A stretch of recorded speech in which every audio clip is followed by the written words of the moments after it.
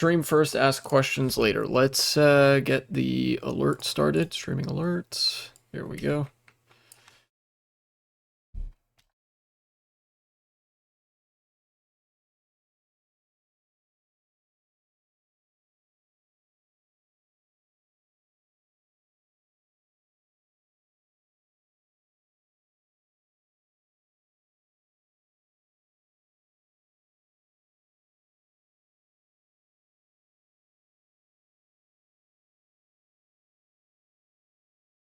Great. I think that's appropriate to have there. So now let's play some Pokemon Mystery Dungeon. Hello, I was watching a story where people got blown up on a boat. What story, if you don't mind me asking? That sounds like big news.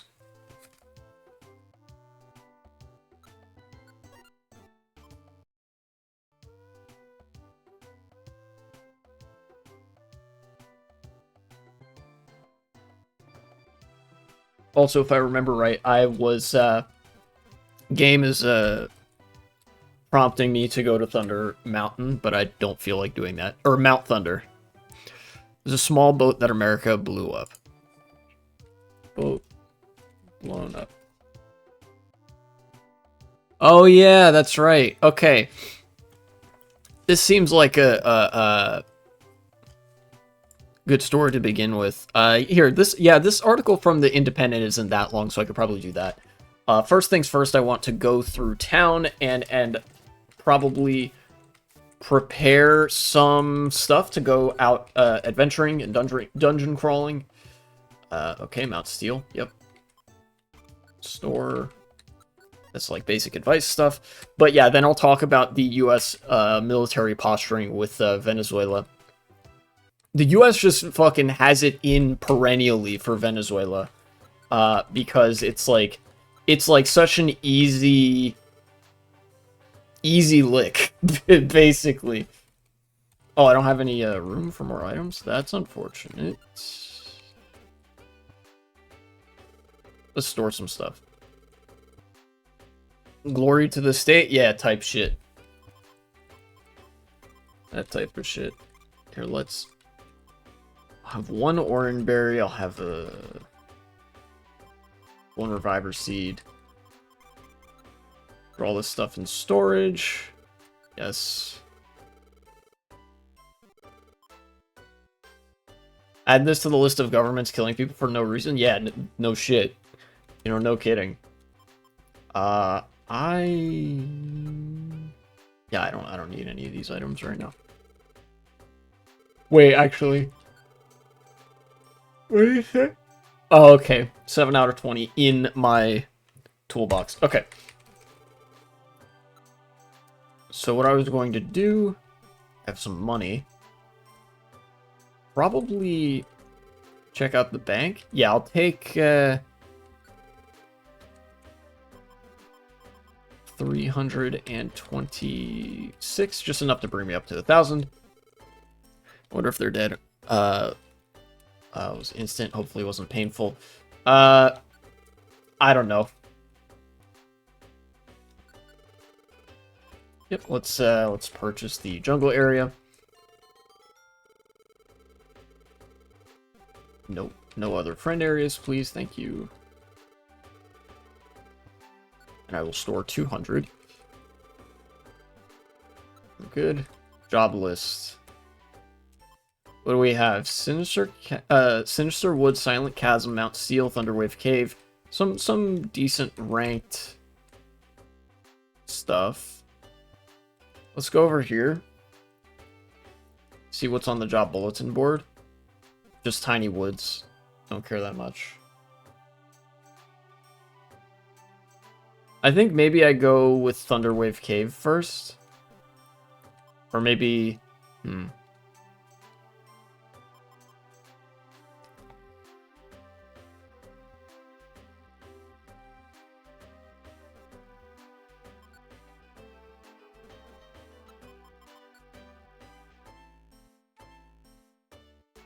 Funny, one of the jobs says, take me.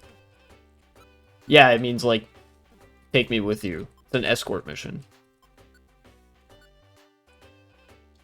Yeah.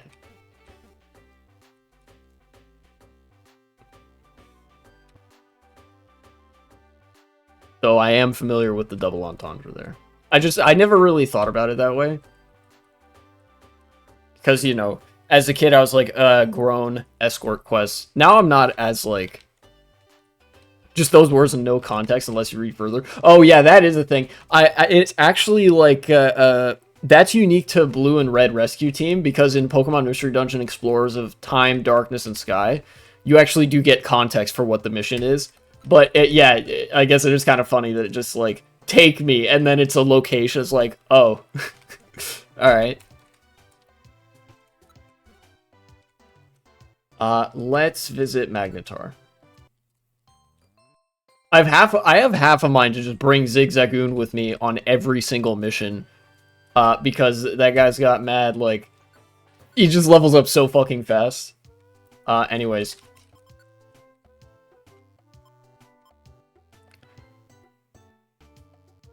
Yeah, let's do Thunderwave Cave first, and then I'll see if I can double up on some of those other missions in those other dungeons. To make it, like, worth my while to go to those more dangerous areas. Plus, I think Thunderwave Cave actually has fewer floors than those other places, so there might be even more opportunities for the other dungeons. But I am not going to Mount Thunder yet. I think I talked about this last time. I am only level 16. My partner, Engels, is only level 15. Mount Thunder is going to fuck me up if I go there right now, I think. Just by virtue of having to fight against Zapdos, who is electric type, and Mudkip will absolutely get junked by. So first things first, Thunderwave Cave. Character's legs must be made out of steel. That's the running speed in this game. Alright, my client, Minun. So now might be, oh god, I just remembered the clients are level 1 in this game. This is going to be a nightmare. Yet more reason for me not to take escort missions. Now I'm going to take a look at this news article, just in the interest of some political analysis. This is from The Independent. U.S. military kills 11 with missile strike on boat, quote, carrying drugs from Venezuela. Shocker, they made this part up. There's no evidence of this boat being used for anything particularly. And wow, this boat was carrying drugs is not an excuse for you to fucking obliterate it from orbit. Yeah, Trump just claimed this for the cameras. The White House said that 11 narco-terrorists were killed in a drone strike on a small vessel it claimed was carrying drugs from Venezuela to the U.S. in the Caribbean Sea. Oh, you know what? It's possible they were also mad that there was some competition in town. After all, it's the CIA's job to smuggle drugs into the U.S. to ruin the black community and minority communities. You know, you can't have other countries jockeying for that illustrious market position. That's CIA territory. Yeah, they have to like, even in their feeble ass half-assed attempt to make the state not look evil, they look incredibly evil. Like, just unprompted. This boat, you'll notice, okay, I don't think they ever claim this. They never claim that this boat was armed or dangerous. Look at this. This is a picture of the boat. Look how small this boat is. And they just fucking drone striked it and killed everybody.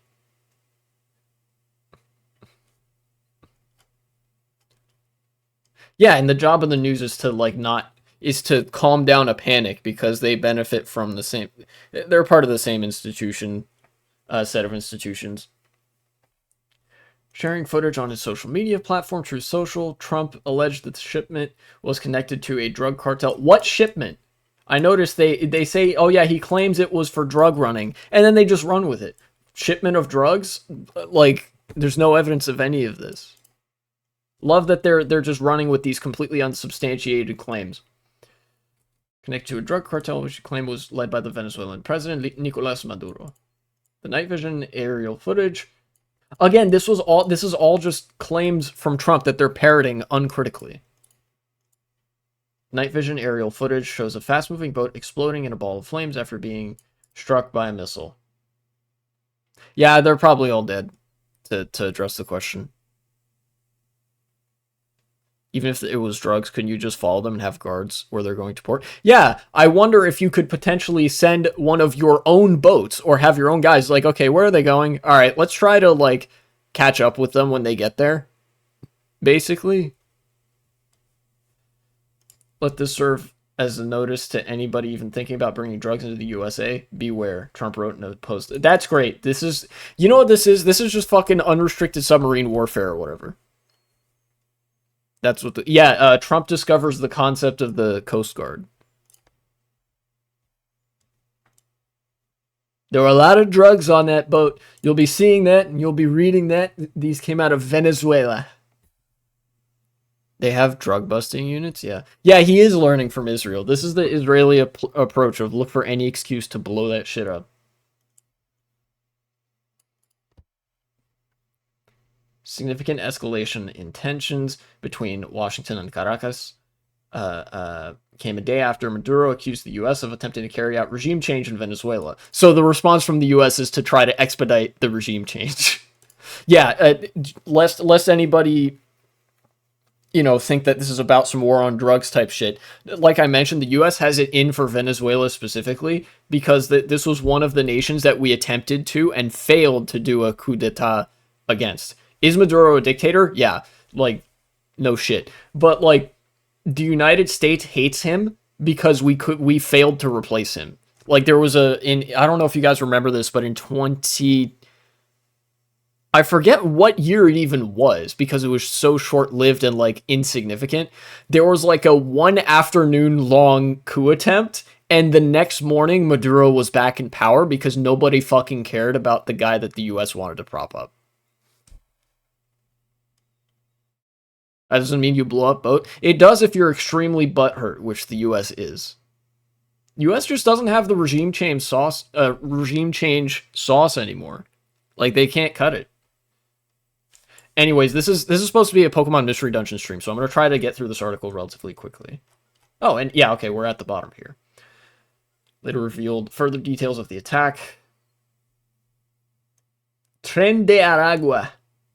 Wait, I'm confused. Was it... Well, I'm not really confused, but he says that there was a gang led by the president, which I think I've heard of, and it's not the same gang as Tren de Aragua. Curious. Although if I'm dropping the Reddit, like, affect, he's obviously just lying. That's all that he's, you know, this administration is capable of. They just make shit up. And because they know that news outlets such as The Independent, but, you know, CNN, NBC, and anybody else, Washington Post, the AP, Reuters, will just repeat it uncritically and manufacture consent for some bullshit. Explaining real-life politics to Pokemon characters would make their minds explode. Yeah, that would, like, real shit. If I got turned into a Pokemon and went to Pokemon Mystery Dungeon World, I'd probably just want to stay living in that world because I would not want to go back to this shit.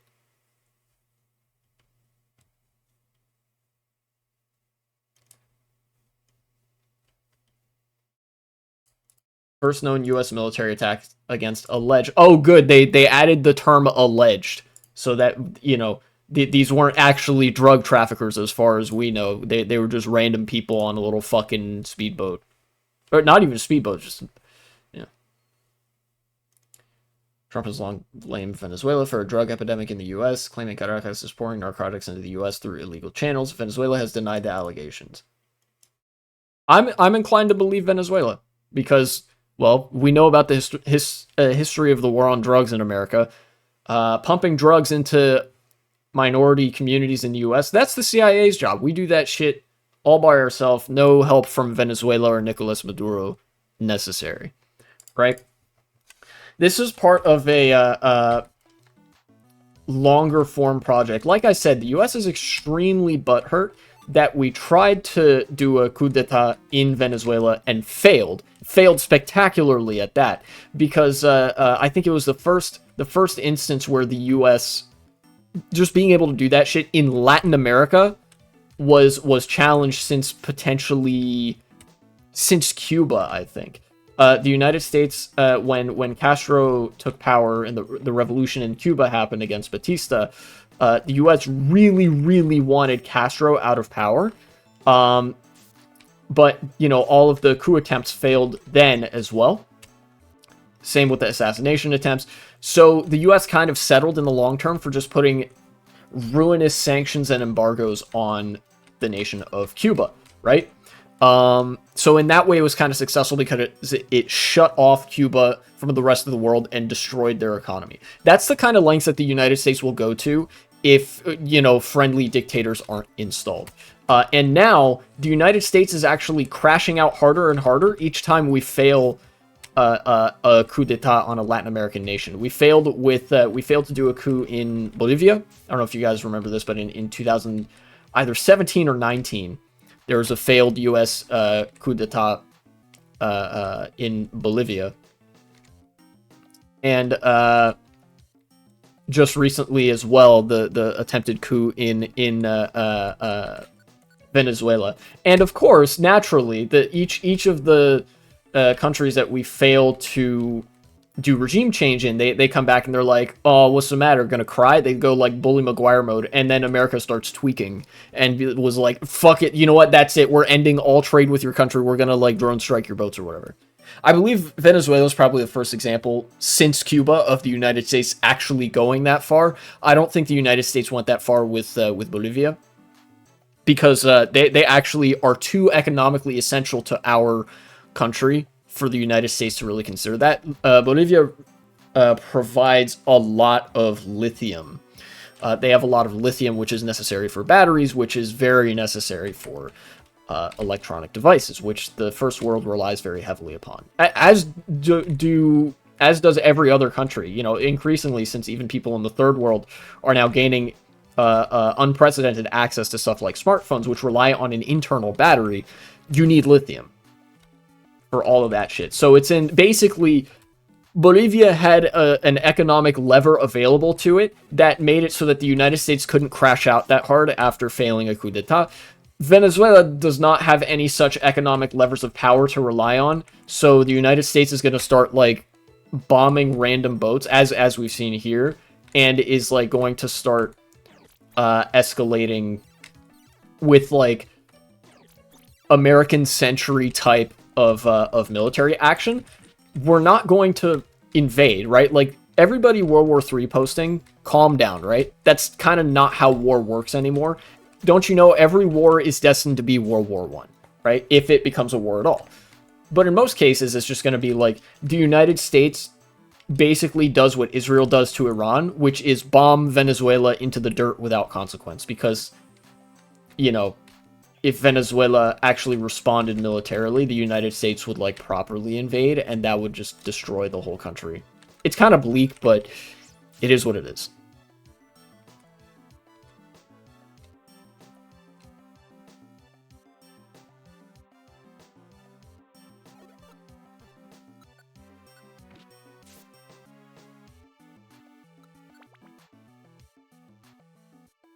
I think this is the destination floor already. Yeah.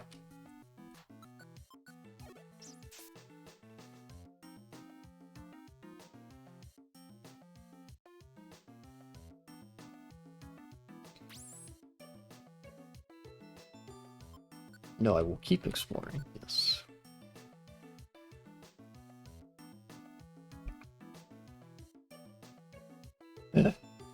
I fucking hate nation states. Is the main takeaway from that. Nation states are fake and gay and cringe and gay again. It's just me, or do the stairs look a little bit creepy? I mean, yeah, it kind of fades into darkness, right? I guess I never really thought about it. Because, it's like, in my brain, I always understood the stairs were just like a tile, a square tile on the floor of the dungeon. But no, I guess you could get that impression from the stairs, yeah. Do you think we'll ever have a central world government? It's possible. I actually don't want to discount that, but I don't think it's going to happen in my lifetime. Yes. Well, Minun's back. In the other mystery dungeon game, I nicknamed the Plusle and Minun positron and antiproton, respectively. Because I thought it was, like, kind of clever, but whatever. I'm gonna name you Quark. It's like an... What about positivity and negativity? Well, that's the play on it. A positron is an anti-electron. It's has the size and mass and other physical characteristics of an electron, except that it has a positive electrical charge. It is the antiparticle to an electron. And then a antiproton is, well, the same as a proton, except it has a negative charge. Philosophy terms? Ah, okay. No, don't fucking... Alright. Get him out of here. Minon's gonna be very frail. Philosophy terms? Oh, you mean like, Oh! I got an idea. For like a Plusle and Minun name combo. I always like to do the nickname combo for Plusle and Minun. You could have Plusle be called positive and Minun be called natural. Shoutouts to the philosophy heads that know that one.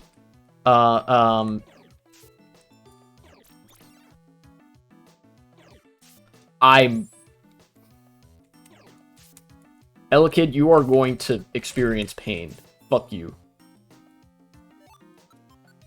Made me waste a goddamn Reviver Seed for that. Yeah, mine got fucking folded in 2 hits. Sometimes I hate the AI in this game because it has 0 survival instinct. It's like, dog, step out of the way. That attack, that's a quick attack, can only cover 1 extra tile of distance. If you literally step back, he can't hit you. I don't know why, it's like, no, I got this. Yeah, look at his moves. He doesn't have any attacking moves. He only has Growl and Thunder. Sometimes I hate this game, but I love this game, but I hate this game. You know what I mean. White Gummy. Yay, and I get 20 points. Oh, wow. That's a big upgrade. Where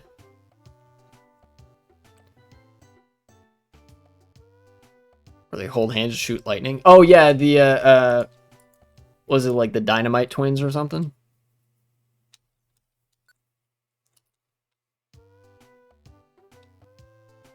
I don't know why I selected it. Save my adventure, thank you. Yeah.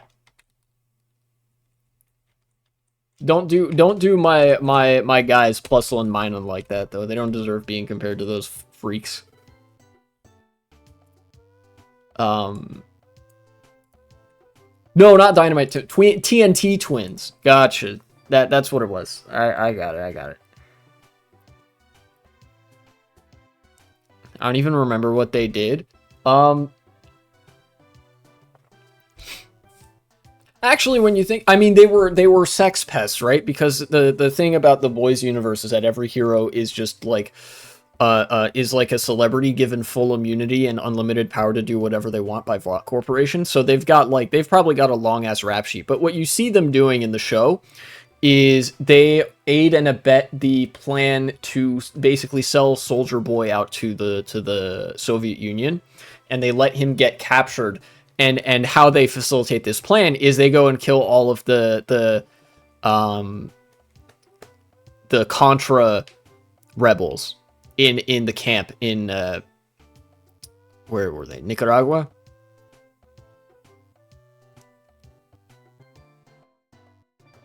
So you know, that part actually isn't so bad. Killing all the Contra rebels and shit.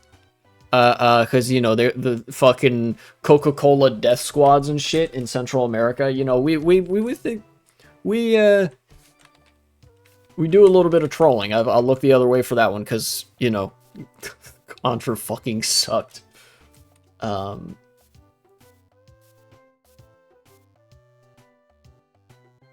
yeah, that's what the TNT Twins were.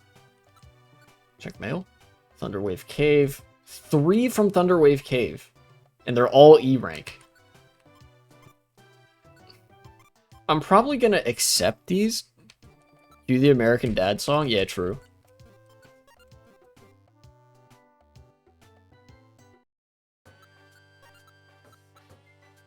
Do I still have...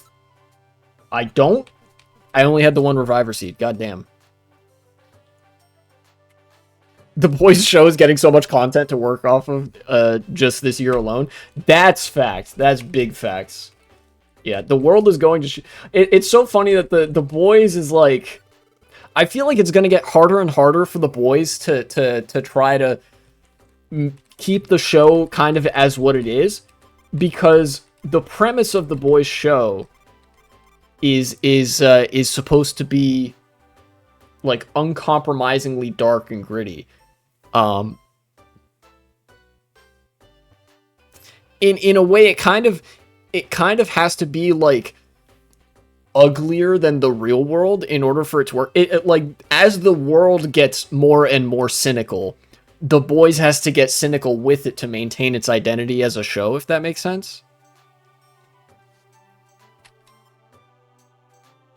I don't know. To me, it's kind of like I have a hard time watching The Boys, but like legitimately, I don't think it's... I think it's unwatchable to me in a way that is very true to real life. I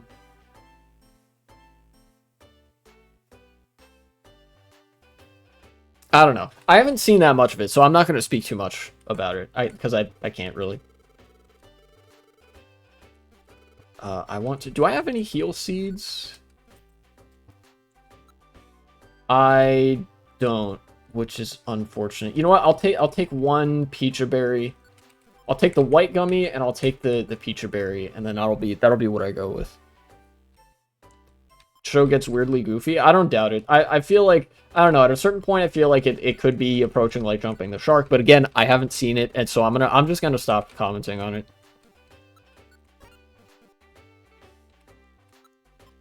146 money. Store that. Firecrackers, a generic right-wing podcast version. I think I've seen some clips of that. I am going to... No, I think a gummy costs 800, so I'm not going to do that, because it'd put me below 1,000 in the bank. Bulletin board. More Tiny Woods shit. What is it with Tiny Woods?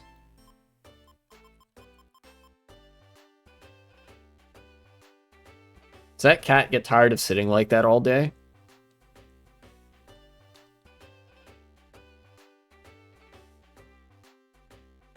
No, I don't think so. Truthfully.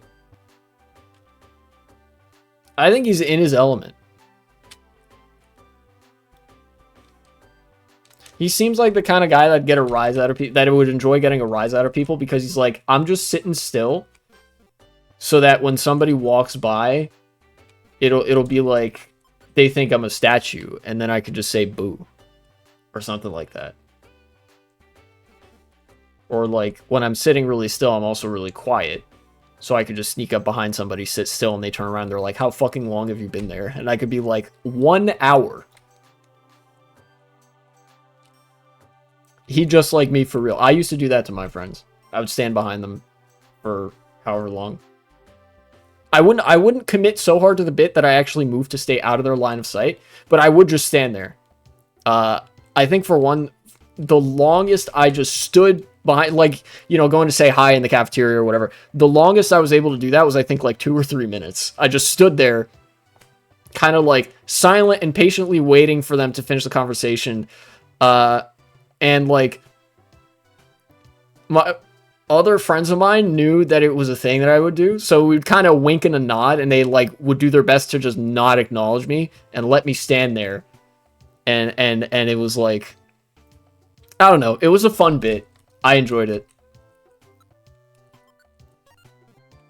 I was on that Drax shit in college.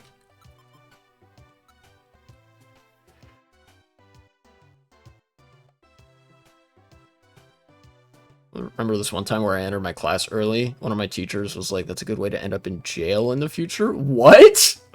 What the fuck were they talking about? What did they mean by that, dude? The fuck? Sure, I'll go,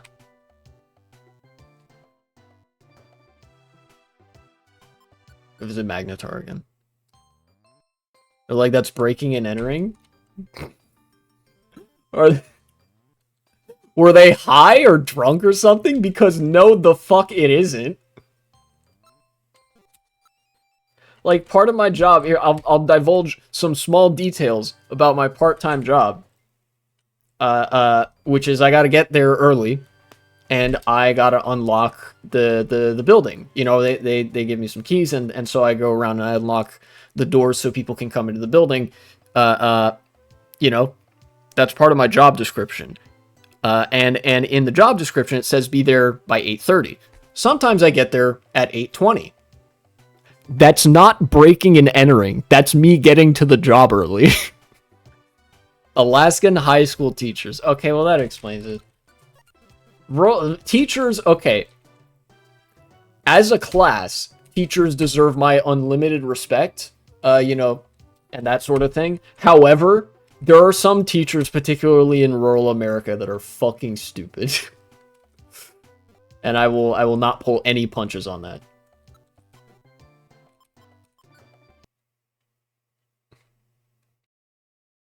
Not all teachers are like this, by the way, just to make that clear. Oh, no, I know. I've had good experiences and bad experiences with all sorts of teachers in different places. In fact, I have some family that lives in rural America, you know, and so I've seen, like, I've gone to, like, some school functions out there because it's like, I don't know, my cousin went to such and such school. I've met some of the teachers there, and like, you get plenty of good teachers, and plenty of bad teachers, in any school environment.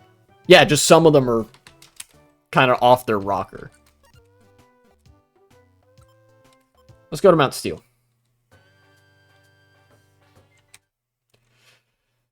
But now what I wanted to talk about, I wanted to mention something, speaking of work and jobs and such. What a segue. I am so fucking good at this. I happened to see just today and yesterday, in fact, somebody posted, I think Bro the Boss posted in the Discord, some of the jobs numbers, and I corroborated this after the fact, on with Newswire and like some other news outlet. First, I double checked the like what First Squawk is, and it's like a business oriented news outlet. It seems pretty reputable insofar as the information they report being correct. And if I take a look here, I'll pause the emulation just so I could take a look at this. First, let's go to this. Let's new window. Thank you.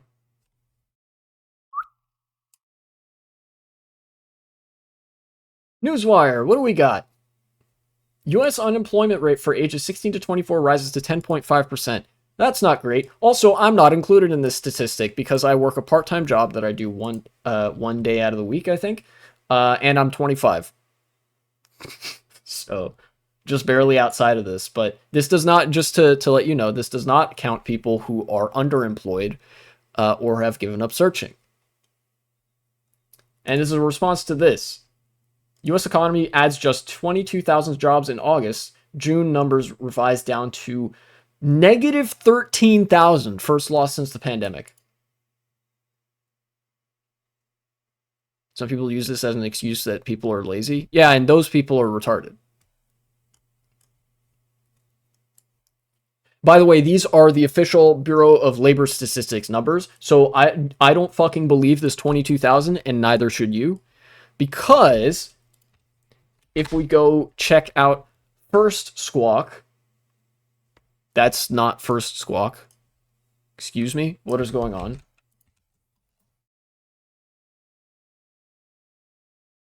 U.S. companies announced just 1,494 jobs in August. Lowest for the month since 2009. Huge red flag here. 2009 is coming off the back of the 2008 financial crisis. Layoffs surged 39% to 85,979.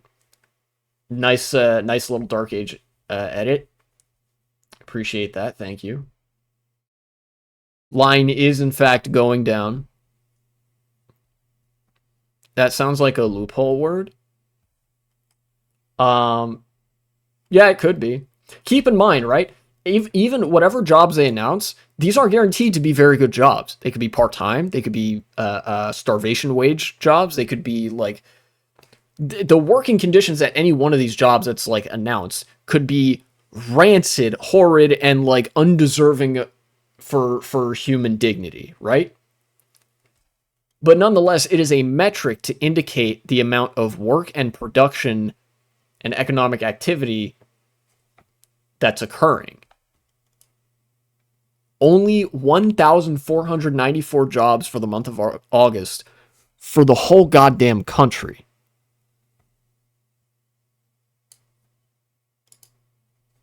And I believe this is a net number.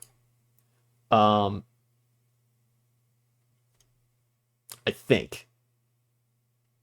Unless it isn't, in which case this means that the US is hemorrhaging 80,000 jobs. I don't think that's terribly likely because we're still in the territory of gaining very low single-digit thousands of jobs or losing 13,000 per month.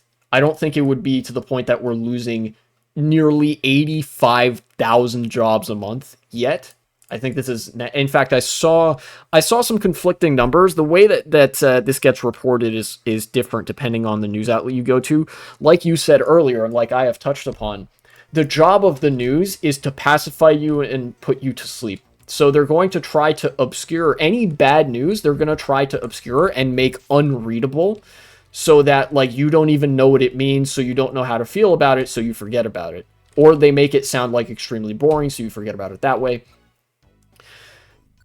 From what I have heard, maybe the 1,494 number in terms of net gain comes from 54,000 jobs added in a gross sense, gross as opposed to net, and then 52,500 layoffs or jobs destroyed or whatever in the same period, or something like that.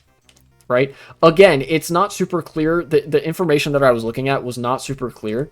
But that is the one bit of clear information that I did look at was, oh yeah, only 1,494 new jobs this month. Which, if we're being the most optimistic that we can be and the most charitable that we can be about that number, that is a net addition of only 1,500 jobs in 1 month to the entire US economy.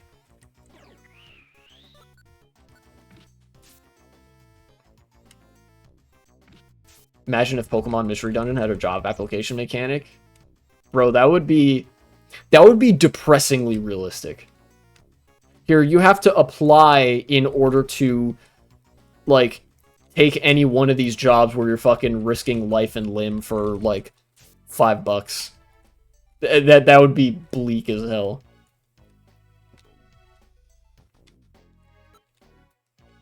You have to do it, like, 26 times. Yeah, you have to do, like, 10 of them per day. You have to do 10 of those applications per day, learn how to stretch your money as far as it'll go, and you still don't get a job application after doing, like, I don't know, 200 of them.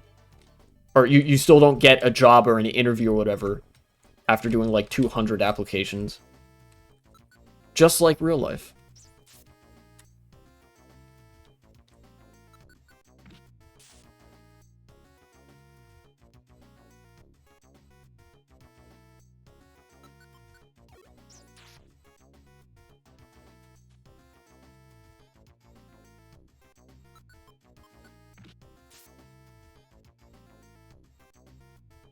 So all indications are that the economy is going to fucking suck. For a long time.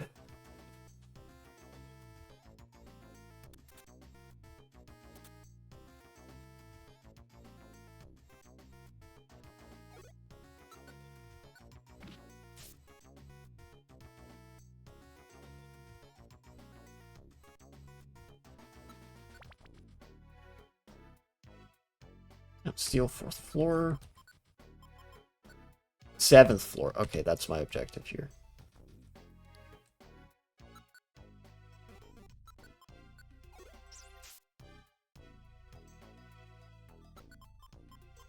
Let's move forward. What's weirder, weird stairs that go down or weird stairs that go up? I'd say weird stairs that go down.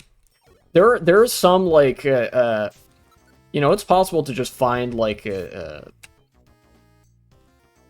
know, I could picture if somebody wanted to just put a funny staircase in the woods, you could get, like, a cheaply made staircase that goes up about a floor, or, like, half a story or a full story, even. And you get together with a couple friends, and you put that shit down in the woods somewhere, and you're like, this is gonna be funny as fuck. Somebody's gonna shit themselves when they find this because of some superstition or some shit. It's very easy, comparatively speaking, to do that. A staircase that goes down, that is, like, the vibes are rancid. That is way the fuck weirder. Specifically because of how much more effort would have had to occur for there to be a staircase that just goes down in the middle of the woods. Who the fuck was here? Where does that go? How they put in all the effort to, like, to fucking terraform the ground, to dig into the ground for that. Why? What the fuck is down there? I don't want to find out. You just beat up a sleeping Pokemon? Yeah, because they're not rising and grinding on that Mystery Dungeon grind set. Yeah, you snooze, you lose, Shadow Man version 4. Also, welcome to chat.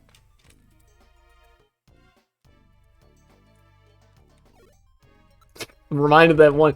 God, it's a while ago that I saw this, but this gif of, like, Pokemon Mystery Dungeon be like, and it's a fucking... It's a, like...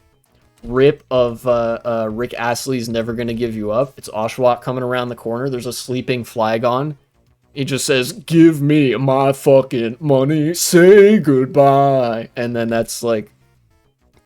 I fucking laughed really hard the first time I saw it. Because, yeah, you know, Mystery Dungeon, it do be like that.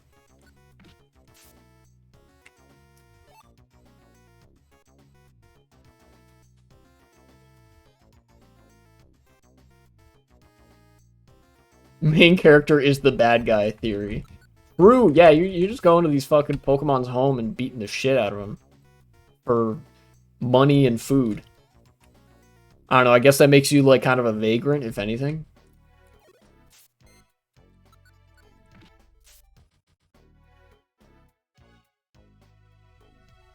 There's no villain in the survival of the fittest. The villain is the circumstances that determine that you are in a fight for survival of the fittest. So there is a villain. It just may not be any one person participating in the process. It's the process itself.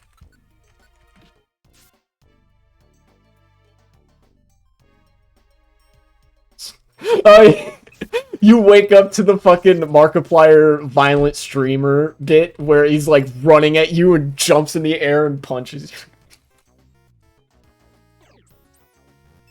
POV, your sleeping Pokemon in Mystery Dungeon. Yeah, legitimately, I am going to do the whole it's a social construct bit. You know?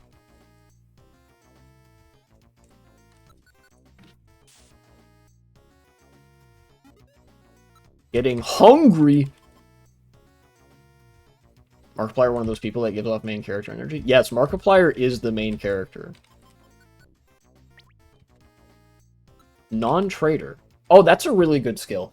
So, non-trader basically makes it so that you can't hurt your teammates if you accidentally use an attack in their direction.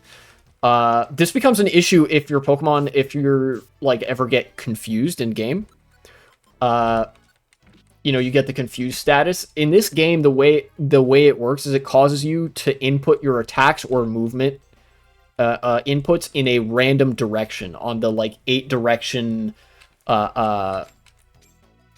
know, option that you have in this game. And sometimes what happens there... Oh fuck. Oh, no. Get me in front of this guy. Okay. No. I'm not in the clear yet. Okay. I had to lock in for a second. Non-trader makes it so that if you know, you can't hurt a teammate by accident if you're, like, in that fucking dizzy spell where you're, like, attacking in all different directions. It's really nice to have. It also makes it so that status moves wouldn't affect teammates. So, like, if there's a move like Growl, which lowers the other character's stats, if you're confused, that move would also apply to your teammates, but not if you have the non-trader skill, which is nice. Same thing with, I think, orbs that affect the whole room.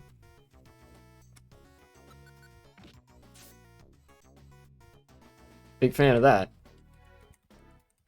Yay! We found Beldam. I'm gonna keep exploring for a little bit. By the way, that's why escort missions in this game are a fucking nightmare, because the Pokemon that you get saddled with is level 1, and as you saw, they don't gain any experience points. They can't actually get stronger or more defensible as you're advancing through the dungeon. They always stay level 1. You have to fucking, like, coddle them walking through the dungeon like that. Does that also work while hallucinating? Yes, it does. With stuff like the X-Eye Seed or the Cross-Eye Seed or the Blinker Seed, it does also work with that non-trader. Where if you're like you have like the decoy vision or whatever the fuck, you also won't hurt your teammates if you have non-trader. How mentally impaired can you make your character? Well, let's see. You have the confusion status. You have the blinker status from eating a blinker seed, so that's like blind. You have the drop eye status, which is like everything is drenched in shadow. I guess that's kind of redundant if you're blinded from blinker seed. So confused, blinded, and then Cross-Eye Seed makes you hallucinate, so if you could see something, you'd be, like, tripping out as to what it was. I think that's about the extent to which you can mentally impair your character in this game.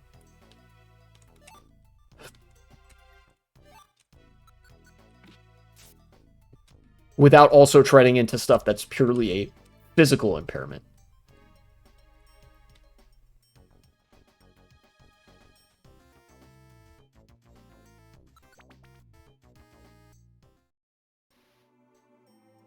Okay, this is the end of Mount Steel. Very good. Time to go back. Yay, I accomplished the mission. Mount Moonview. Oh, wow. Wait, I got that just from a job? That's crazy. How'd you get in that room? Good question. I have no fucking idea. Juchimon gained 20 rescue points. God, that was such a banger team name.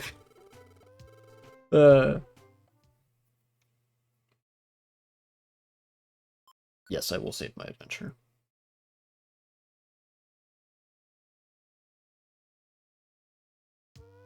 We'll also save state, because I saved in-game.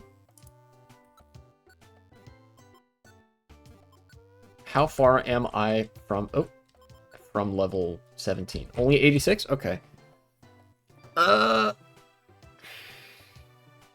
I think I want to get angles to at least level 17 before I go to Mount Thunder.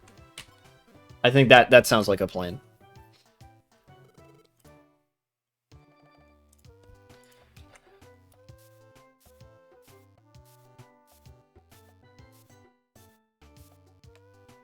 Ah, yes, Pelipper, thank you for the mail. I forgot to turn on the timer. Well, I've been streaming for about 49.5 minutes, so... In fact, I was planning to, Is your mail covered in saliva? I fucking hope not, but now that you've brought it up, that is a legitimate question, given that Pelipper delivers that shit just, like, with his mouth.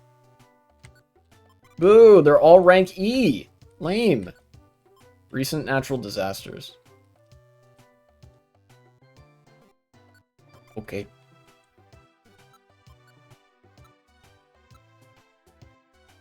I think I'm just gonna delete all the missions that are rank E.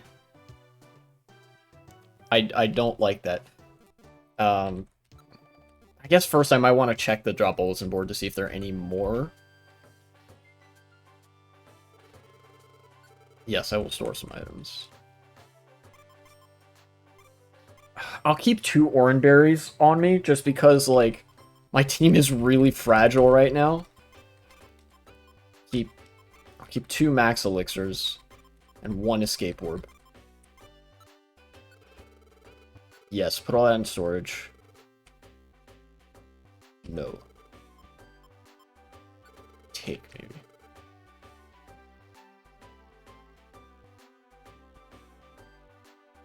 See someone trying to help you, right? This isn't strong enough for me? Yeah, true. That's pretty true. How to be a douchebag, Pokemon Mystery Dungeon Edition.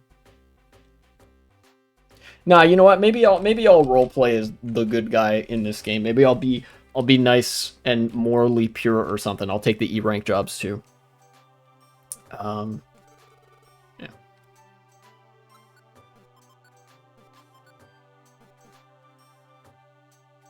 Where's the robbing people mechanic? Didn't we already talk about that with the Kecleon shop? You pick up the shit and just leave. The difference is that Kecleon will fucking maul you. Seriously, they hard-coded Kecleon to be almost unrecruitable and have, like, horrifyingly high stats in this game. So that if you ever try to steal from an in-dungeon shop, you just get murked for it instantly.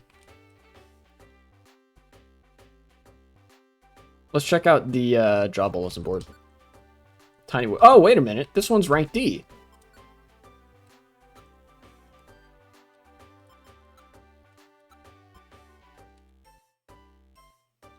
Probably got that strength for the sake of survival. Yeah, I mean, bro is setting up. He's just chilling there. You see Kecleon, like, rank D's nuts. That's true. You just see Kecleon in the dungeon sitting there. He's got his nice, like, merchant's carpet. And he's got some merchandise on there. He's like, hello, how can I help you?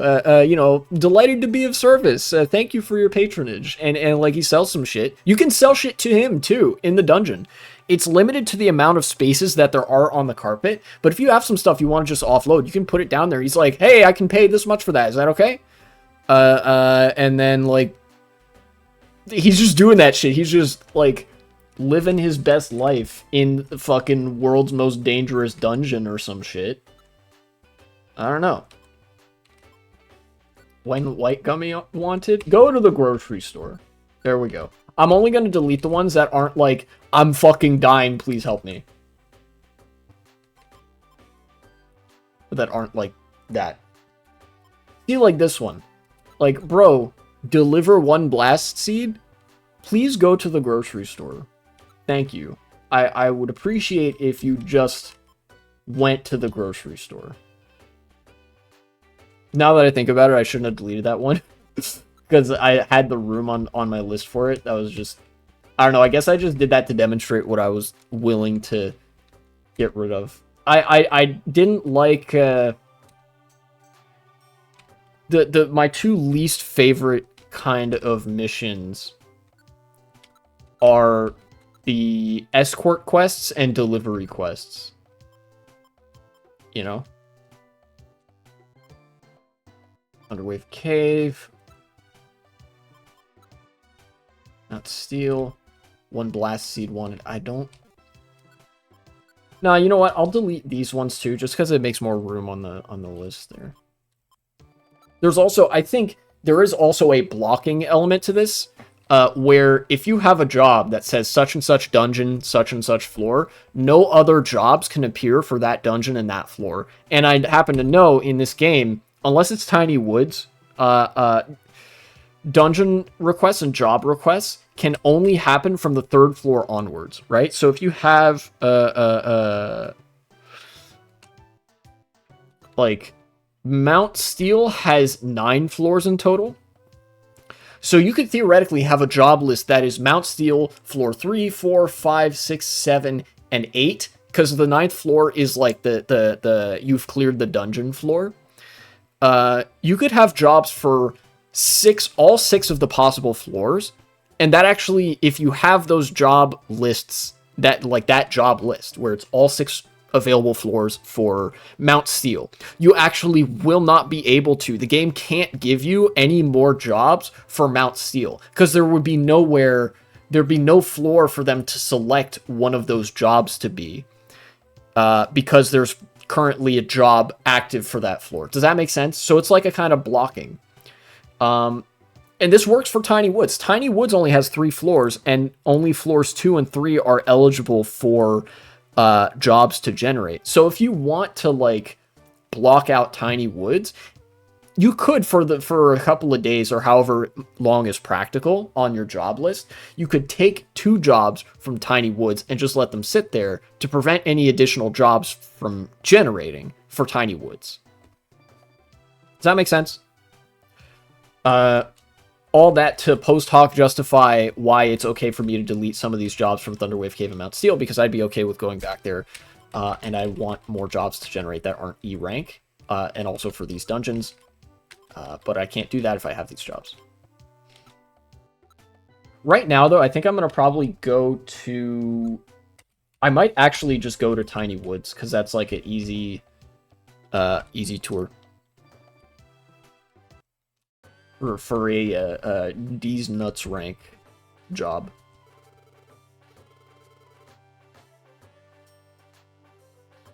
I think I'm going to take out 400 something. However much the... 58. That'll put me at 800. Yeah. So let's buy a friend area. 700. Okay. Yep. Very nice. I can now recruit Pokemon that live in that area. Cool. I'll store the remaining 100. Oh, I also wanted to talk about something else that I saw. Okay. This is something that... here, I'll go and save, and then I'll talk about this before I head off to the dungeon.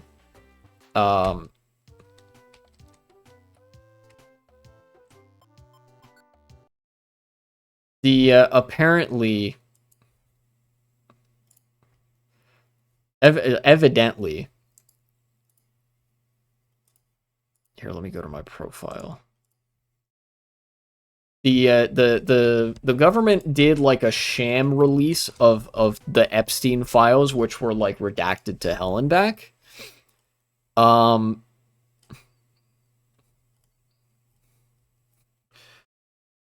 Where is it? Here it is. Okay.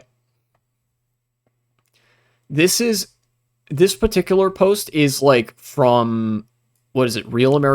America's Voice. I think Real America's Voice is like one of those hack news outlets, but nonetheless, like a ton of other news outlets were reporting this. Like if I just look up here, hold on, Epstein survivors compile list, you can see BBC's reporting on it, CBS, ABC News Australia, Axios, right?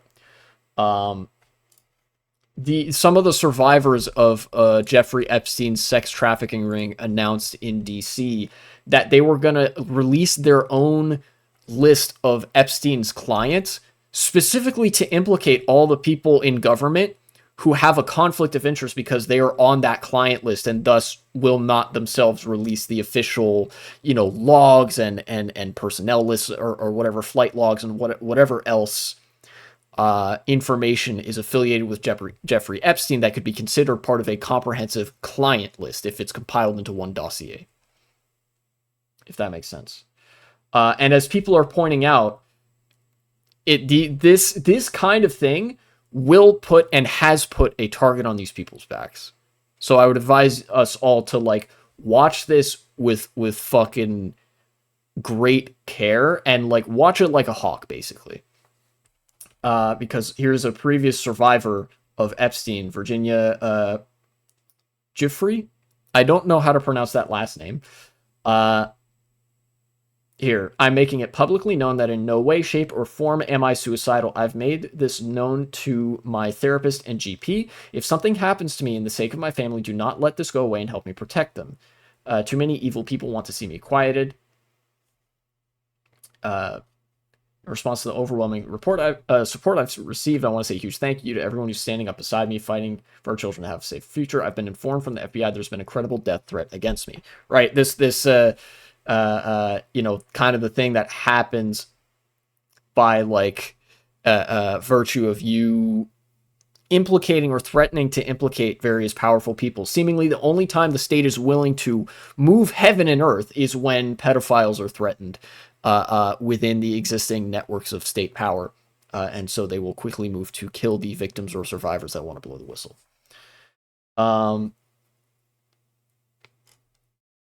So these people now have a very real target on their back, which is concerning on one level, but also like, yeah, they, you know, obviously the pedophiles that run every nation state on earth would not want to hurt their own, you know. But these folks now have a very real target on their back, and I think we all need to be really loud, annoying cunts about this on social media, about how like we should believe the survivors here, and we should give credence to the survivors, and encourage the release of a client list compiled by the survivors. Understanding that it might not even be like a complete and comprehensive client list, but can at least speak to the people who abuse these people, right?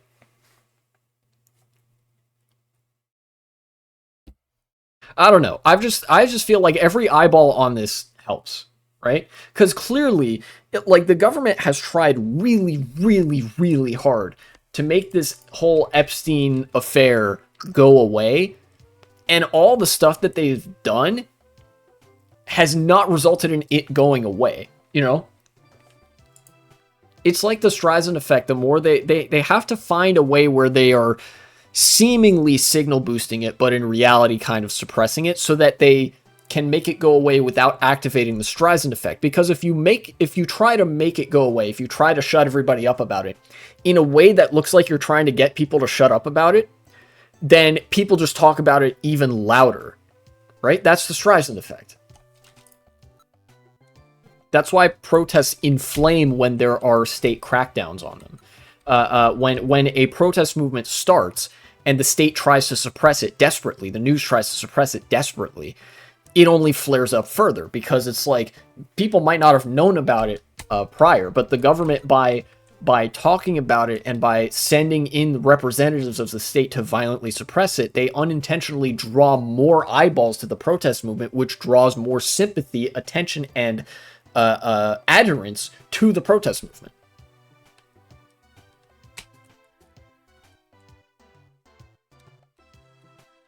You know?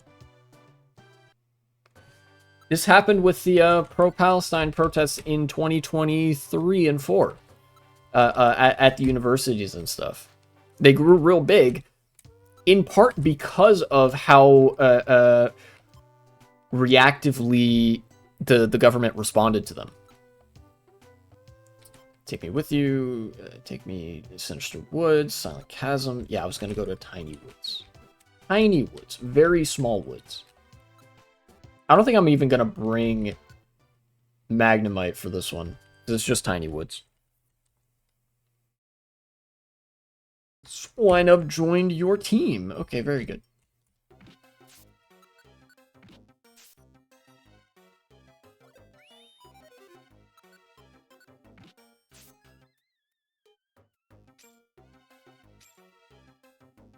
Oh, I mean, these days, you know, it feels like the only thing that the government is willing to act on, the only area where the government is actually willing to act somewhat functionally insofar as its institutions communicating and working with each other, is the fucking suppression of the Jeffrey Epstein affair and scandal.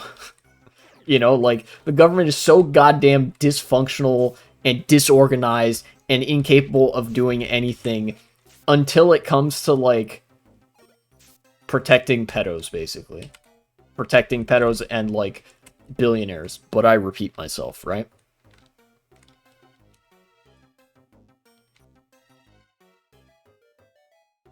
Like, even when the government cracks down on people that they allege are undocumented migrants, because they don't have a great track record with telling the truth about like, oh yeah, these people are actually undocumented versus these people are like on a work visa, or like these people are actually citizens or whatever. Even when they crack down on like migrant crime or whatever the fuck, they are way more disorganized and in disarray than when they're trying to like cover up the fucking Epstein files.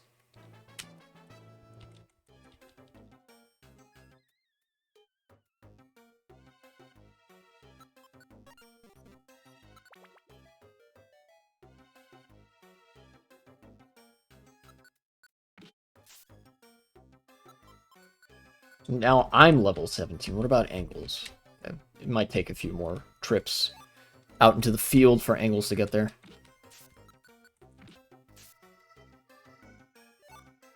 Berries, very good. You can't do much because it would cause a revolution one way or the other. Yeah, I guess maybe. Maybe.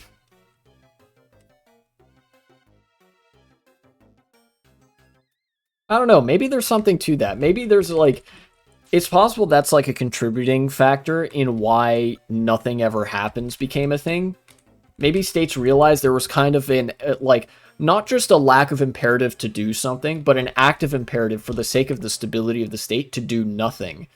Because if you do nothing, then there's no animating force by which people can challenge state power, and therefore state power kind of passively reifies itself.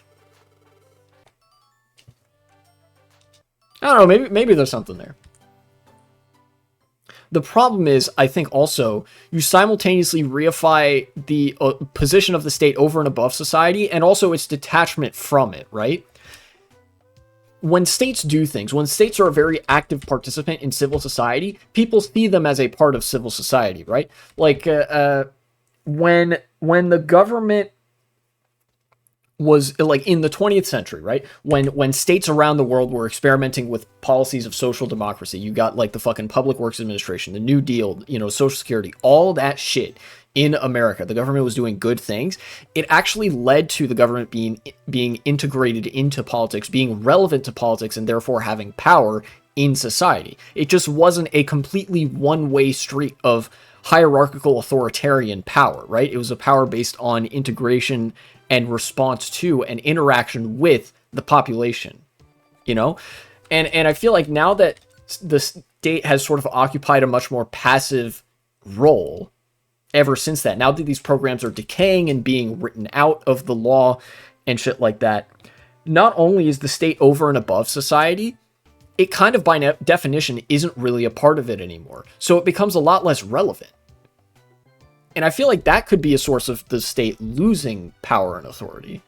That it's like, who the fuck cares, right? It's the federal, like in the US's case, like the federal government is doing less and less and less and less. The more they strip all these federal agencies and shit like that, if this continues on the trajectory that they want, eventually there's not going to be a federal government that's like relevant anymore, you know? Even if there's still a federal government, it's going to be like so bare bones that all it does is collect taxes and, you know, I don't know, send the military random places and funnel infinite money into the military industrial complex, which isn't really what I would consider proper integration into society. Like, that's all still like speculative bubble shit, except for the part where you get real people killed for the sake of line going up in the stock market, you know?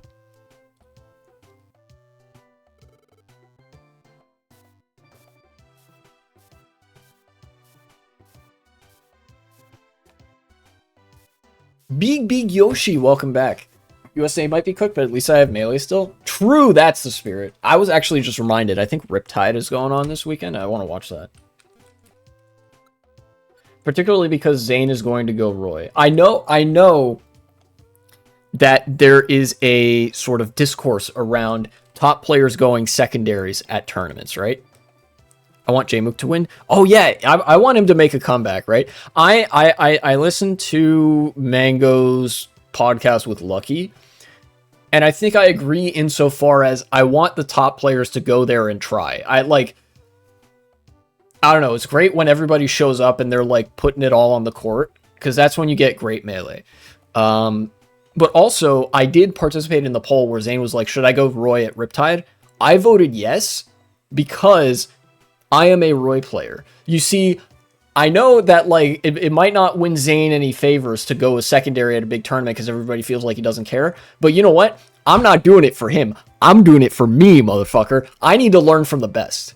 And Zane, although he's not a Roy player, he's good at Melee. I need to see what he does as Roy in Melee. Again, that is, because I remember in 2022 or 3 when he went Roy and, like, actually made top 8, and we were like, oh, he's just so much better than everybody.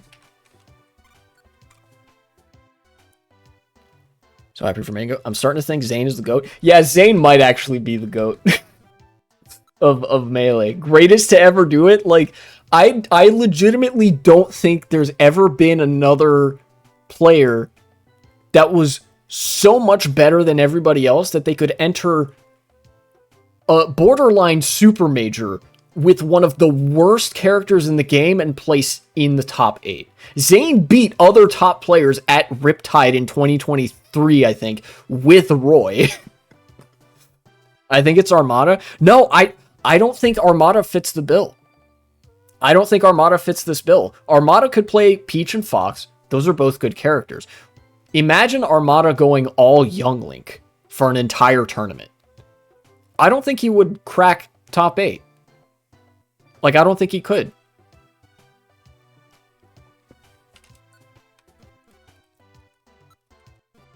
And that's not a slight to Armada's Young Link. You know, he's got a fucking clean-ass Young Link.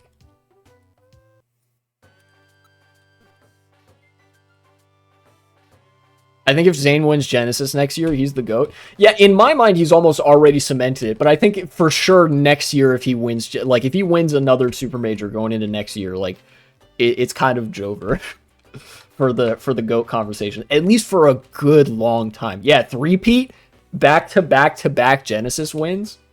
Fucking crazy, dude. Oh, wait, no, not back-to-back-to-back. Cody won in 2024. I forgot about that.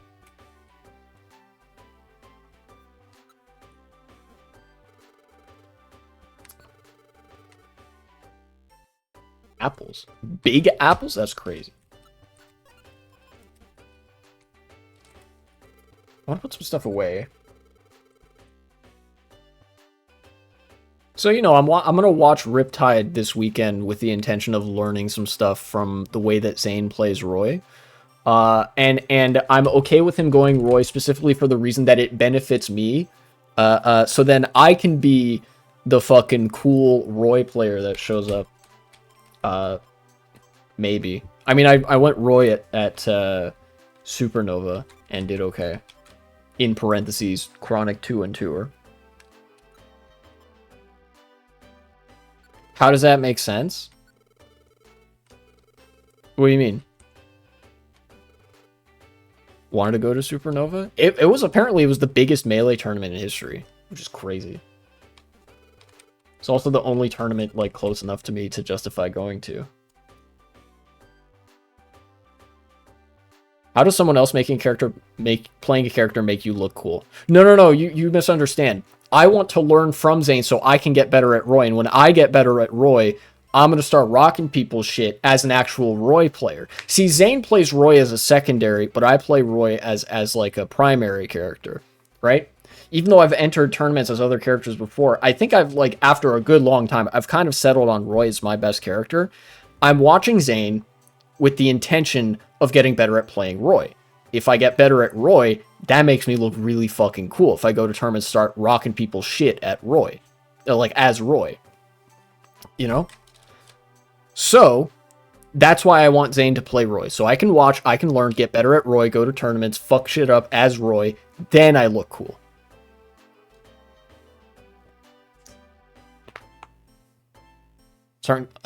Hopefully you can talk to FX Games big DFW org. Get a big Texas event again. Oh shit, you're in Texas? That's crazy. Dude, Texas is so spread out. It's kind of like wild that Texas had events for Smash Bros. I feel like if anything, Texas might be one of the areas that's like not super conducive for Smash events, because even the big like urban centers are really spread out. I don't know. That might just be me, though. Austin, DFW, Houston. Okay, okay.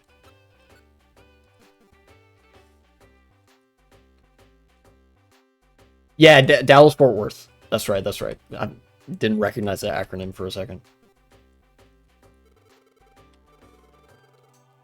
I'm just going to store some. Halloween's going to happen soon. What's your costume idea if you're doing that? That's a good question. I have a couple of costumes that I could probably go with. I know in 2022 and 3, I dressed as Big Boss. And then for 2024, I was Pokemon Trainer Red. I haven't decided what I'm going to do yet this year. If all else fails, I could be Big Boss again because that's a sick, nasty costume. Eye patch and everything. It's so good. But I was kind of hoping for long term. I was actually hoping to get like a custom made set, like one piece at a time, custom made set of like Clone Trooper armor, so I could be a Clone Trooper for Halloween.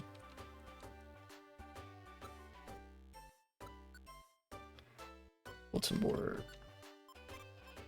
Okay, there we go. D rank. Something about being Luffy in a far-right America sounds cool. That is cool. That would be cool. In fact.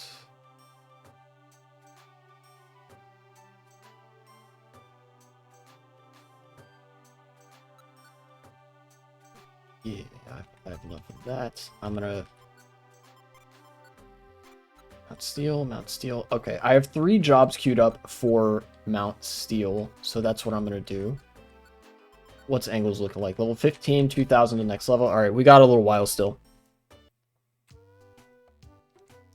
Like I said, I am not going into that shit with Angles being any lower than level 17 or 18. Because I gotta queue up for this fucking Zapdos boss fight. Alright. I heard for so many people Melee is dying, but I feel like Melee is totally fine. Melee is fine. The only people that will ever say Melee is dying are the people that either A, want Melee to die, or B, have not been part of the community for very long. Literally every year I can remember being a part of the Melee community, and even before then, for, let's see, I kind of became a part of the community in 2014. That's when I started really playing and watching a lot of content, you know, streams and whatnot. As far, like... 2012 and 13 were the 2 years that were still fresh in memory when I, like, hopped into the Melee community, started watching tournaments and stuff. In 2012 and 13, people were saying Melee is dying. In 2014, people were saying Melee is dying. In 2015, people said Melee is dying. When it was a year when there was a new Smash game coming out, like 2014 or 2018, people said Melee is dead or Melee is dying because of the new Smash game. And every year after that, where Melee clearly was not dying, even if it had like lower viewership numbers than the new big Smash game, people would still say Melee is dying, or like haha dead game. Meanwhile, Melee tournaments still had like hundreds of entrants to their name, at least the big ones, despite the unfortunate drop-off of locals, not just in Melee, but in every fighting game scene, which is really, it's really sad to me. So no, Melee is not dying. There have been ups and downs. I have noticed, again, something that like Mango pointed out on his podcast a time or two, there are different metas come and go in Melee. You know, there will be more defensive metas and there will be more offensive metas and stuff like that. You know, so we might be in one meta or another, which might cause people to say the game is dying because it's being played in a way that they don't like, but it's not dying. In fact, the fact that so many people feel the need to yell so loudly that it's dying is an indication of how alive the game is. You know?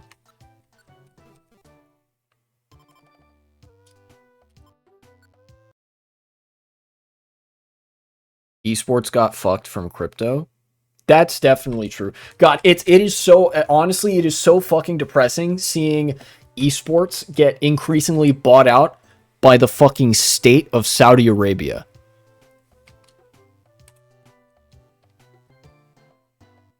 They fucking put war crimes in my video game community. And human rights abuses. And I won't stand for it, personally. I wonder if fighting games will survive the economical collapse, maybe locally. Oh, 100%. Fighting games will survive the economic collapse that's coming. Just precisely because it is an aspect of community. You've seen how big the fighting game community is as a community in places like Japan. It'll persist. Smash Bros, the FGC, they will persist through this because it's like, it's community. It's people enjoying things together. FGC was big in Bush Jr. Yeah, that makes sense. That like mid 2000s. Yeah. Yeah, those were the MLG years for Melee. 2004, 5, and I think 6. That's when like MLG was running Super Smash Bros. Melee tournaments. Like Smash Bros. And like other fighting games were huge at the time. That's some interesting trivia. Yeah. Alright, Mount Steel. Did you join the team? Wait, I actually need to double check if one of these is like a delivery quest. No, okay, they're all rescue or escort quests, so we are in the clear.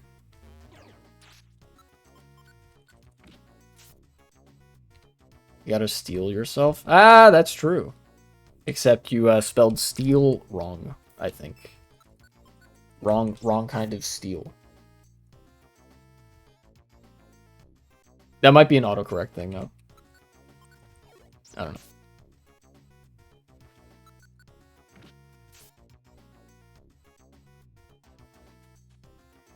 Yeah, seriously. I fucking hate that Saudi Arabia is becoming a larger and larger part of the FGC and just like competitive gaming in general. You know, Saudi and crypto as well. Like I remember seeing like Coinbase sponsor Supernova, and I actually felt like my stomach drop. Like I actually felt a drop in my stomach because it was like this was coming off of that dumbass military parade in DC that was sponsored by fucking Coinbase, and I was like, no, dude.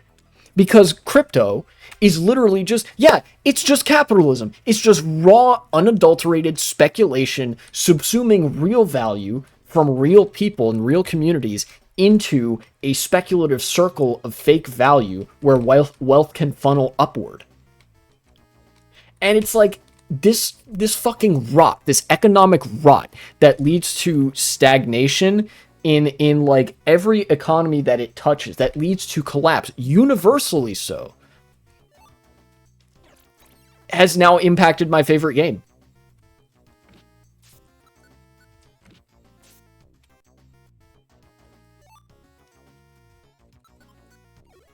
You know?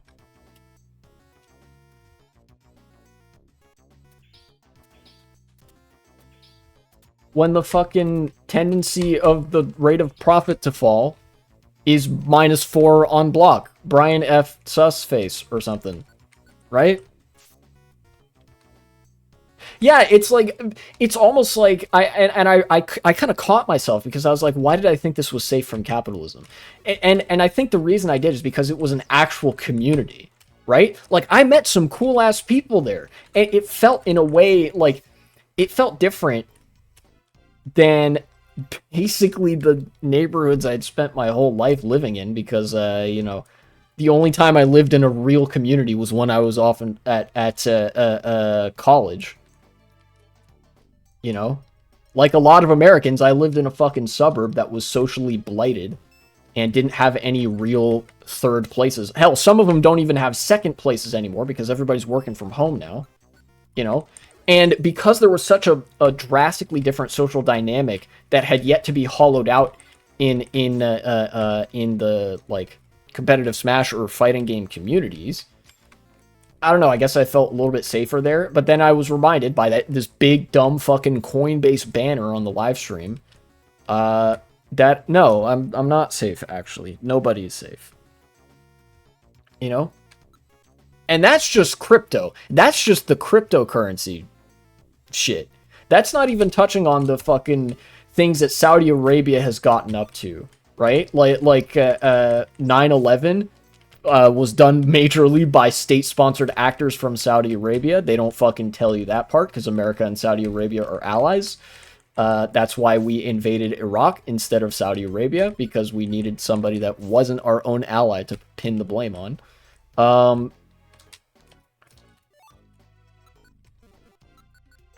And you know, civil society organizations are literally illegal in Saudi Arabia. I don't know if you knew this. Like, Saudi Arabia, to the extent that people live there and like actually live there, as opposed to, you know, work there as slaves and slave labor camps and stuff. It's all suburban blight with nothing there, nothing to do.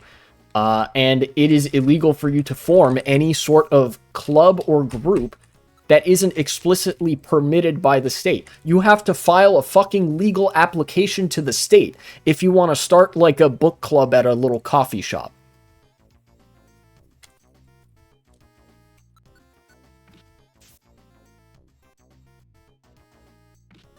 And I'm still mad that they actually like illegally detained and then fucking butchered an American journalist in 2018. I remember reading about this story and it made me fucking livid, because it's like I'm watching the death of journalism in real time at the hands of Saudi Arabia. They fucking abducted a Turkish American journalist for, I think it was like the New York Times or the Washington Post or something. Yeah, it was a Post journalist. A journalist for the Washington Post was abducted off the streets in Turkey by Saudi state agents, and like they cut him up.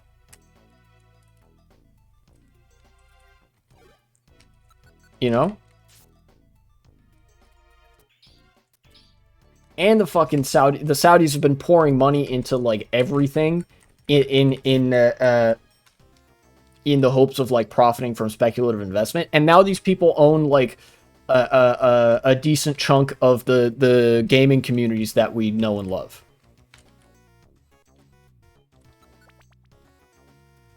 All because they just want to make obscene sums of money and don't care about anything else. I mean, yeah, Jamal Khashoggi. That was the guy's name.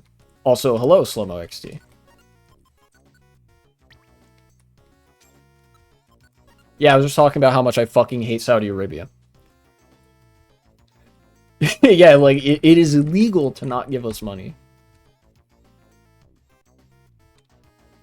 He's Saudi journalist? No, he's an American journalist, actually. He was a Turkish-American journalist. I remember this story clear as day. Turkish-American journalist that worked for the Washington Post. And he was in Turkey for some reason. I believe he was in Istanbul, either Istanbul or Ankara, one of the two major cities in Turkey, or two largest, I should say, cities in Turkey, where there was an embassy with, I believe, Saudi Arabia.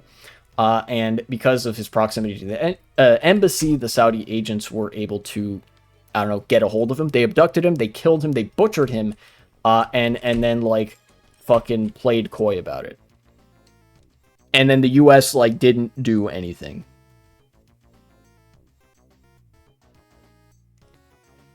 He born and raised in Saudi. Okay, that doesn't contradict anything that I've said.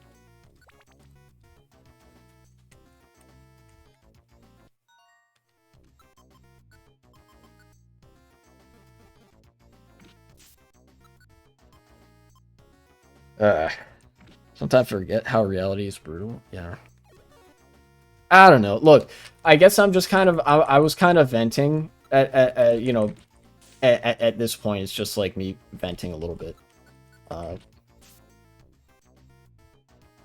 just fucking hate that, like, capital is so all-consuming that it will make anything and everything that you love worse. Like, I almost feel like it's a natural consequence of caring about community and having interests and hobbies that you're eventually destined to be radicalized against capitalism. Because at some point, some venture capital or crypto or petrostate, like, firm or whatever is going to come for your particular interest because they think that there's a quick buck to be made off of consuming it, destroying it, chopping it up and selling the little pieces of it off. You know?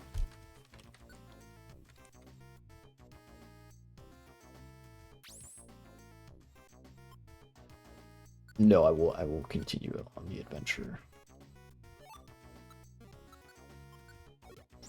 I mean, shit, it's just this literally just the plot of the movie Wall Street. Just applied to every industry and community and, like, thing everywhere.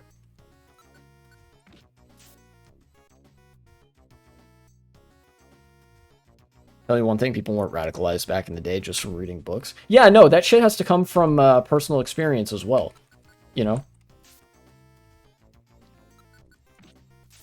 One of the ways in which capitalism and various other systems begin to actually destroy themselves when they reach a point of sharpening contradictions, right? I guess that's kind of what makes contradictions too heavy for a system to bear, is that they begin impacting people so deeply that it legitimately becomes untenable for people to live normal and fulfilling lives so long as that system persists. Like, even at a day-to-day level, you know?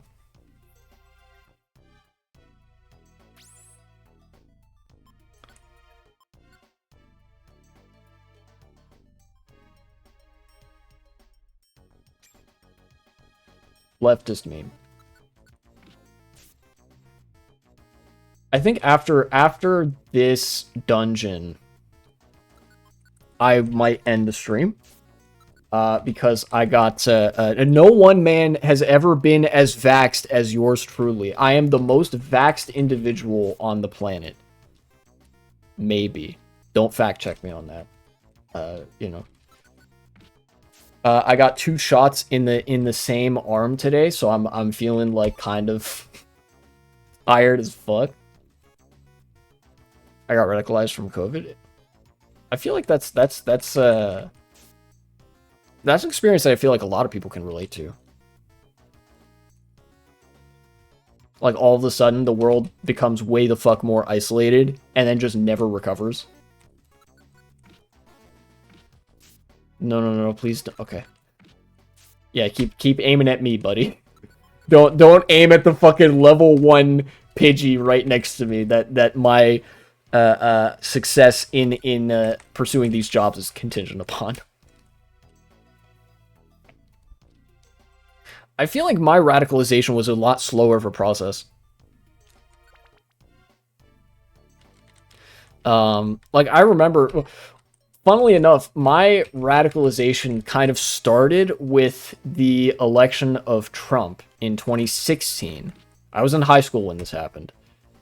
And it kind of continued up to and including now. Like, there was seldom a point where there wasn't an issue I was being radicalized on at any point between the time that I was 16 and, like, late high school and now me being 25, you know? There were a lot of things that contributed, but I guess that would be where it started. And I would have been in 2016 what you may perhaps describe as a shitlib. Somebody may indeed describe me as such, and it'd be probably pretty fair to do so. Look at pipeline. I knew it was actually going to happen. I didn't know where I was going. I guess it was kind of like a... Well, I don't know if I would describe it as a pipeline for me, because there's a certain organization to a pipeline. You know, like, usually when we talk about an ideological pipeline, it's kind of like the far-right pipeline, you know? And the far-right media space is a lot more tightly coordinated and stuff like that. Where on the left, things are a lot more dissonant. Slow philosophy style for me. Yeah, I guess that would be relatively similar to what I experienced, you know? Where I would, you know, gradually over time, I'd become interested in different political subjects and topics, and I would sort of drift between, like, creators and whatnot, who had perspectives on these topics and whatnot, and like, it kind of like I would settle on one thing or another. I don't know. It's kind of incoherent in a similar manner to how the media landscape on the left is a lot less coherent, because as you point out, Big Yoshi, there's not a lot of money to be made on the far left. So a lot of the money was pouring into the far right. They had all of the strict 1, 2, 3, you know, things happen in this order in the pipeline kind of top-down organization behind them.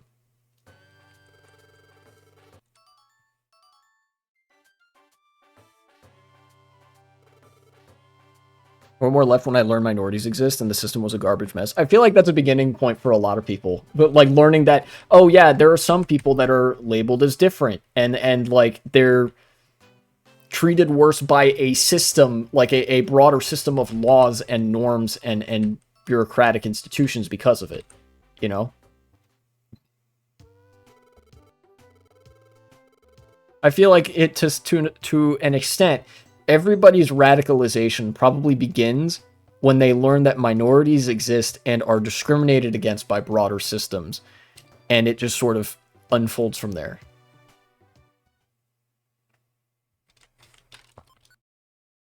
Yes, I will save the game.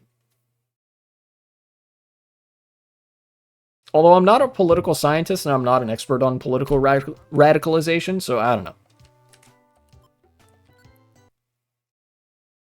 Just Juan Streamer's opinion.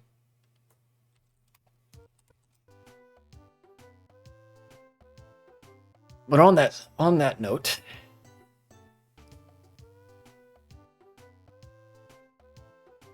some dumbass technicals fanboy called me grifter, and I asked when I would talk about leftist play melee if I was one. When would I talk about leftism and play melee if I was one?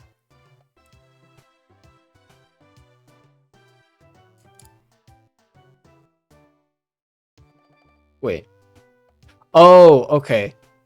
Like, if I was a grifter, why would I just be, like, playing melee and talking about leftism? Because, like, there's no money. I feel like that's one of those things where I feel like people kind of don't know what the word grifter means anymore. Grifter is when person that I don't like says thing that I don't like.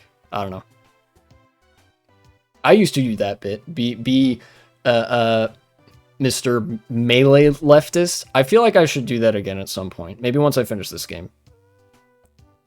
It's kind of fucking difficult, I'll be honest, though, to talk about politics while I play Melee. Or I guess I should say, it's hard for me to, like, talk about any sort of current events while playing Melee. I can talk about politics and do analysis while I'm playing Melee, but I can't be, like, in a setting where there has to be a set of facts that I am taking in and then formulating an analysis. It has to be a set of facts that I had seen beforehand and can just kind of passively refer to.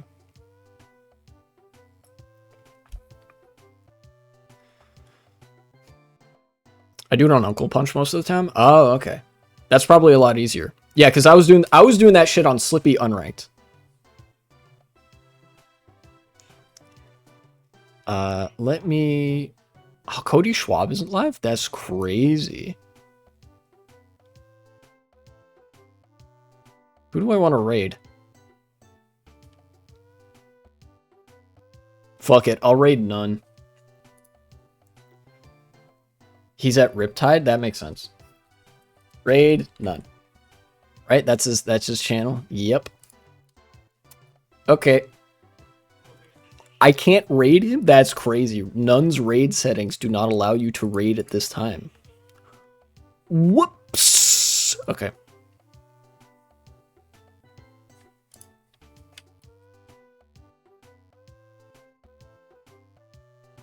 Mango live? Oh, true. Let me raid Mango.